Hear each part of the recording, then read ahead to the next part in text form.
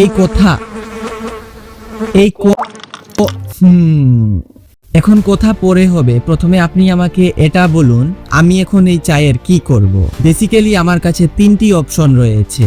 প্রথম অপশন, আমি এই চা পান করে ফেলবো। দ্বিতীয় অপশন হচ্ছে আমি এই চা থেকে মাছি তুলে ফেলে দিব, তারপর সেই চা খেয়ে ফেলবো। আর তৃতীয় অপশন হচ্ছে আমি এই মাছিকে ধরবো, তারপর পুরোপুরি ডুবিয়ে তুলে ফেলে দিব, তারপর চা পান করে ফেলবো। তুমি কি বলো বন্ধু?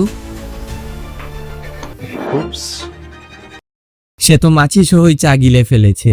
এই চা আমি পান করতে পারি কিনা সেটা নিয়ে আজ থেকে 1400 বছর আগেই নবীজি সাল্লাল্লাহু আলাইহি ওয়াসাল্লাম নিজ উম্মতের উদ্দেশ্যে একটি হাদিস বলে গেছেন।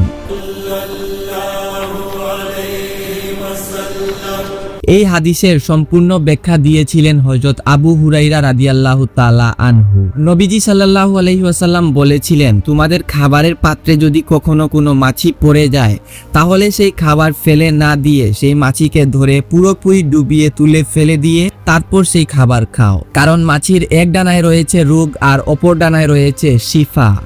এটা শুনতে একটু ঘৃণা লাগছে, তাই না? স্পেশালি 21st সেঞ্চুরির মাইন্ডসেট দিয়ে যদি আমরা এটা চিন্তা করি, তাহলে আমাদের মনে হবে ইসলাম আমাদেরকে একটি নোংরা শিক্ষা দিয়েছে। ইভেন 20th সেঞ্চুরিতে এই হাদিস বলতে বলতে কিছু স্কলার্স এত বেশি লজ্জায় পড়েছিলেন যে পরবর্তীতে তারা সেই হাদিসকে রিজেক্ট করতে শুরু করেন। অথচ আজকের মডার্ন সায়েন্সও এটা প্রমাণ করেছে যে মাছির এক ডানায় রয়েছে রোগ আর অপর ডানায় রয়েছে সেই রোগের অ্যান্টিডোট, অর্থাৎ সেই রোগের ওষুধ। আর আমরা এটা বিশ্বাস করি যে নবীজি সাল্লাল্লাহু আলাইহি ওয়াসাল্লামের হাদিসকে বিশ্বাস করার জন্য আমাদের কোনো সায়েন্সের প্রয়োজন নেই।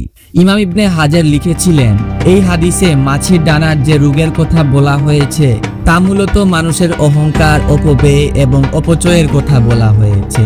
আপনি নিজেই ভেবে দেখুন, আমাদের চায়ে যখন কোনো মাছি পড়ে যায় তখন আমরা কি বলি? ছি, আমি এই চা খাবো? প্রশ্নই আসে না। তারপর আমরা সেই চা ফেলে দিই এবং আমাদের রিজিককে অপমান করি। সেই রিজিক যা হয়তো হাজারো লাখো মানুষের ভাগ্যেও জোটে না। যার উদাহরণ কাদরা হোসেন ইব্রাহিম। এখনও তার 2 বছরের ছেলে হারানোর শোকে কেঁদে যাচ্ছেন। তিনি বলেন তার ছেলে খাবারের অভাবে দুনিয়া ছেড়ে চলে গেছে।